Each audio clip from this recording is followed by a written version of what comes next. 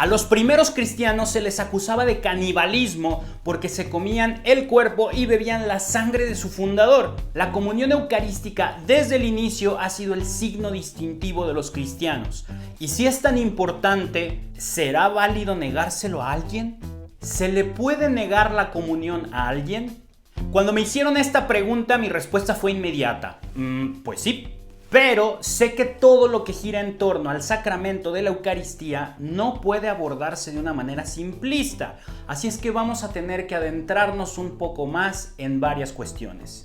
Muchas personas católicas se preguntarán si comulgar es realmente tan importante para nuestra fe, y tristemente muchos católicos vivimos como si no lo fuera. Pero Jesús dijo, en verdad os digo, si no coméis de la carne del Hijo del Hombre y no bebéis su sangre, no tendréis vida en vosotros. Así es que, como podemos ver, por lo menos para Jesús es sumamente importante que comulguemos. Pero la cosa no es así como que voy a comulgar y listo. Hay letras chiquitas en el contrato.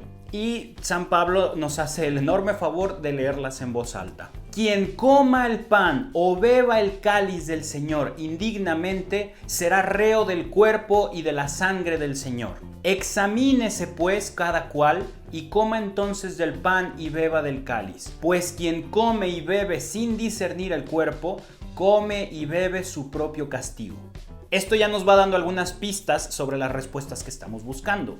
Dentro de la fe católica se entiende que la Eucaristía no es un símbolo, sino un signo. Como todos los sacramentos, es un signo visible de una realidad invisible. Y Pablo, cuando amonesta a los corintios con estas palabras, lo hace para recordarles que Jesús entrega su cuerpo y su sangre por su salvación como signo de la nueva alianza, la cual implica tanto derechos como responsabilidades. El derecho es que Dios los va a bendecir abundantemente. Y el deber es que esa acción siempre tendrá que ser una conmemoración, algo así como un recuerdo, de la salvación realizada por Jesús, siempre en su nombre. Jesús instituyó la Eucaristía en la Última Cena. Les dejo aquí el enlace a un video donde explico a más detalle todo este punto. Nos invita a ser partícipes de este memorial en cada misa y nos dice que quien coma y beba de este banquete celestial no tendrá nunca ni hambre ni sed, refiriéndose a que recibirá la vida eterna. Y en una de sus parábolas más conocidas nos enseñaba lo importante que es estar bien vestidos, o sea, preparados para asistir a un banquete. En esta parábola, el rey anfitrión encuentra a uno de los invitados que no está vestido apropiadamente y el rey manda atarle los pies y las manos y echarlo a las tinieblas de afuera. Si leemos estos tres pasajes bajo la misma luz, la importancia de la Eucaristía, no nos puede tomar por sorpresa que se nos exija una verdadera preparación previa a comulgar. Entonces, aterricemos lo que llevamos recorrido hasta ahora. Nos ha quedado claro que comulgar es algo sumamente importante para los católicos, pero que el derecho a hacerlo conlleva algunas responsabilidades. Esas responsabilidades las podemos entender como las condiciones que debemos cuidar para poder participar de la Sagrada Comunión. Primero, debemos ser católicos bautizados. Recordemos que este es el signo por excelencia de los católicos. No queremos guardarlo solo para nosotros como Gollum con el anillo del Señor de los Anillos, pero queremos que quien lo reciba entienda y acepte de manera consciente lo que está sucediendo. 2. Debemos estar en gracia. No podemos acercarnos a comulgar ni en pecado venial ni en pecado mortal. Nuestros pecados veniales se limpian con el acto de contrición al inicio de la misa. Esa es una de las razones por las que es tan importante llegar desde el inicio. Y el pecado mortal se borra a través del sacramento de la reconciliación, la confesión. En ciertos casos de gravedad, como peligro de muerte, se puede comulgar sin confesión previa y siempre y cuando la persona en cuestión haga una contrición perfecta y se comprometa a buscar la confesión posteriormente. Claro, si no es que muere en esas circunstancias graves. 3. Debemos de tomar conciencia de a quién estamos recibiendo en la comunión. Por un lado, si no creemos que realmente son el cuerpo y la sangre de Cristo, no podemos ni tendríamos por qué comulgar. Claro, podemos pasar por algunas dudas temporales en nuestro proceso de fe, no me refiero a eso. Estamos hablando más bien de estar decididos a no creer en la presencia real de Cristo en la Eucaristía. Por otro lado, esto también aplica a la preparación adecuada. Por eso se cuida que la primera comunión se haga a cierta edad, en la que los niños ya puedan tener un entendimiento relativamente claro sobre lo que sucede en la celebración y a quién están recibiendo. 4. No tener conciencia de pecado grave. Uno puede haber cometido algún pecado, pero recordemos que sin plena conciencia y sin pleno consentimiento no hay pecado mortal. 5. No vivir en situación irregular. Antes se le conocía más comúnmente como situación de escándalo, pero bueno, hoy en día prácticamente ya nada nos escandaliza. Se refiere a no vivir en unión libre, adulterio o cosas similares. 6. Guardar el ayuno eucarístico. Antes la iglesia pedía 3 horas de ayuno antes de comulgar. Hoy la iglesia solo pide 1 hora y hay algunas excepciones a la regla. 7. Acercarse en condiciones óptimas, o sea, no ir borrachos, no ir drogados y de preferencia vestidos de manera digna. Pero en esto último hay un margen bastante amplio según las exigencias de cada sacerdote. Entonces, pasando a la pregunta inicial, ¿se puede negar la comunión a alguien? La respuesta es sí y no. ¿Cómo es posible que la respuesta sean dos afirmaciones contrarias? La cosa está en que existen otras dos divisiones de los pecados. Por un lado tenemos el pecado oculto y por otro lado el pecado público. El pecado oculto es aquel que solo el pecador conoce y aun cuando haya sido expuesto en confesión, sigue considerándose como oculto. En contraparte, el pecado público o manifiesto es aquel que, como su nombre lo dice, se manifiesta públicamente. Y en la diferencia del tipo de pecado es donde se define el cómo se puede actuar. Cuando el pecado es oculto, el sacerdote no puede negarle la comunión a nadie. Pero cuando el pecado es público, el sacerdote tiene la potestad de hacerlo. Les comparto un ejemplo que nos puede ayudar a entender estas diferencias. El otro día escuchaba una homilía del padre Fortea en la que narraba una anécdota de su comunidad. El padre cuenta que un día se le acercó a un señor que solo iba a misa en las fiestas patronales y le advirtió que ese año mejor no se acercara a comulgar porque lo que hacía no estaba bien, ya que no solamente no asistía a misa durante todo el año, sino que además vendía revistas pornográficas en su tienda. El señor se excusó diciendo que no había ningún problema con lo que hacía porque antes de ir a misa se confesaba. El padre, como era de esperarse, le aclara que sin arrepentimiento ni propósito de enmienda la confesión no es válida y por lo tanto la comunión no es lícita. Y de nuevo le advirtió que si se acercaba a comulgar en esas condiciones, se vería obligado a negarle la comunión públicamente. El padre cuenta que el señor se fue bastante molesto, pero que gracias a Dios al año siguiente se acercó con el padre y le confesó que había decidido ya no vender más esas revistas en su tienda. No sé qué habrá pasado con lo de su asistencia a misa el resto del año, pero bueno, un avance es un avance. En este caso podemos ver de manera práctica cómo el padre Fortea ejerció su potestad. Ambos pecados del señor en cuestión eran públicos. Toda la comunidad sabía que esta persona no asistía a misa durante todo el año y todos aquellos que visitaran su tienda sabían del tipo de revistas que vendía.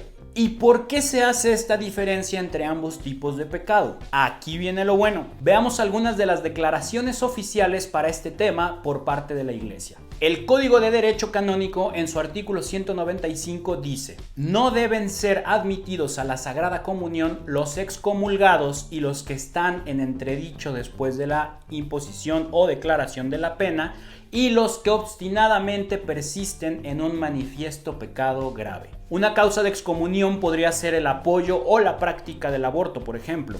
Y en el caso que narra el padre Fortea, aplicaría la obstinada persistencia en un manifiesto pecado grave. Bueno, en este caso serían 2 pecados graves.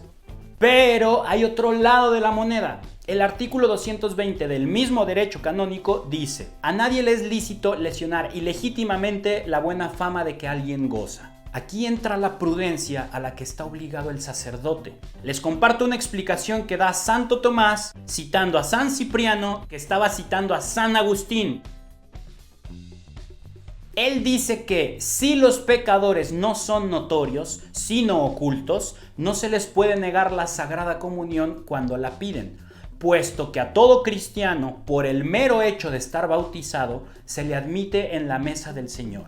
No se le puede privar de su derecho si no es por una causa manifiesta. Y esto es porque, 1. Las culpas privadas no pueden ser juzgadas públicamente, sino que han de ser relegadas al juicio divino. Y 2. Aunque sea peor para un pecador oculto pecar mortalmente comulgando que ser difamado, sin embargo, para el sacerdote que da la comunión es peor pecar mortalmente difamando injustamente a un pecador oculto que dejar que éste peque mortalmente. Esto parece trabalenguas. Porque nadie puede cometer un pecado mortal para librar a otro de pecar. Por lo que San Agustín dice: es una compensación sumamente peligrosa cometer nosotros un mal para evitar que otro haga una cosa peor. Sin embargo, el pecador oculto debería elegir antes la infamia que acercarse indignamente a la mesa del Señor. Resumiendo esto, digamos que, en el caso del pecado oculto, el padre cometería un peor mal dañando la buena fama de alguien al negarle la comunión si su pecado es oculto. Ningún cristiano puede cometer un mal escudándose en que lo hace para evitar otro mal. Pero el pecador, aunque su pecado sea oculto, debería optar de manera voluntaria por no comulgar y ser mal visto por la comunidad que comulgar en pecado mortal. En el caso del pecado público, si el pecado es público, la buena fama ha sido dañada ya. Y entonces el sacerdote tiene la potestad de negar la comunión buscando evitar un daño espiritual mayor, evitar que comulgues en pecado. Eso sí, de preferencia haciendo alguna advertencia previa en privado, como lo hizo el padre Fortea.